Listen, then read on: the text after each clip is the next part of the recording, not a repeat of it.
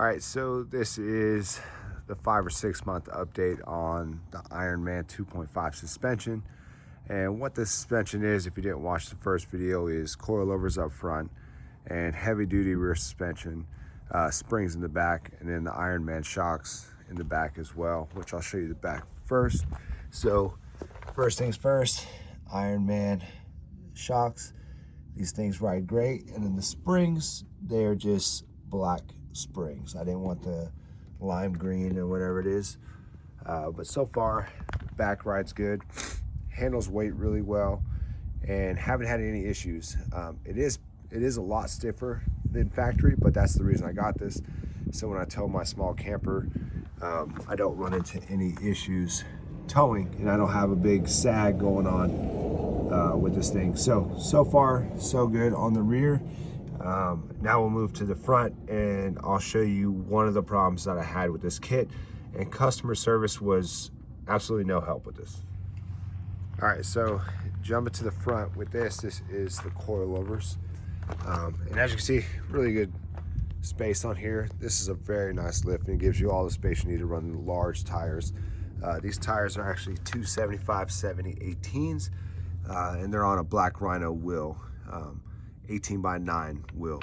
So first with this kit, you do get the upper control arms. This is like the premium kit, so it comes with supposedly everything, but it didn't come with everything. I'll get to that. And then, like I said, you have your coilovers, which, let's go. So these are the coilovers right here, and I have them set to where they came out of the box.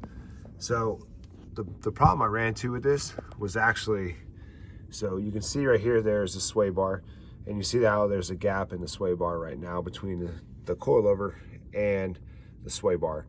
Well, originally it came with a bracket, and that bracket, it still touched the front coilover. And I don't know if I can get down to it. I'm gonna flip the phone real fast and go down. You can see where it was rubbing on the coilover right there, that little wear mark right there. And they provided this right here, this bracket, and that was the bracket that came with the kit. And the problem is even putting that on, it's still, the sway bar still came in contact with the coilover. So what I had to do was I had to order this aluminum bracket right here, which is from, I gotta see which company it was. I think it's ORM or something like that, or OCD, Overland something.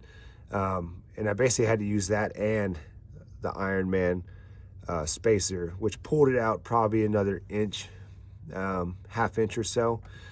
And this is the end result with that. It finally rides good. There's no issues with any of the sway bars, and there's no noise anymore, because that's, after I drove it for a little bit, I started noticing a noise, and that noise was that sway bar rubbing against that coilover, which kind of sucks.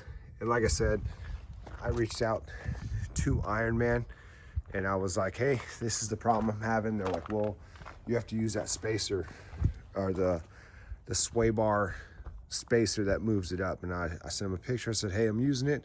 This is what the sway bar looks like right now. And then they just kind of went back and forth with me. Hey, is it centered? I sent them a picture. It's centered. And then they finally said, hey, you're one of the first ones that installed this kit, so we weren't aware of this problem. And I was like, what's the solution? And then they wrote me back and said, hey, solution is to swap your tie rod ends. And I'm like, well, I'm not doing that. So like I said, I ordered that kit, and now all is good. It rides really good, it drives good, and it looks good. So no issues with the kit, but I was a little disappointed with that customer service as far as how they handled that. It's pretty frustrating. And like I said, it was on both ends that it was actually rubbing. Now it's good to go, and it rides really good. So if you are gonna order this kit, I do recommend that you go ahead and order the other part, which moves that sway bar a little farther up. And you might be able to get away with just run that aluminum one and not having any issues. I ran both because it was already rubbing and I didn't want a 1/4 inch of clearance. I wanted a little bit more than that. So that's why I ordered that other spacer and ran both at the same time. Installing it was not very hard, and it came with all new hardware for both sets. So it's brand new bolts all the way around.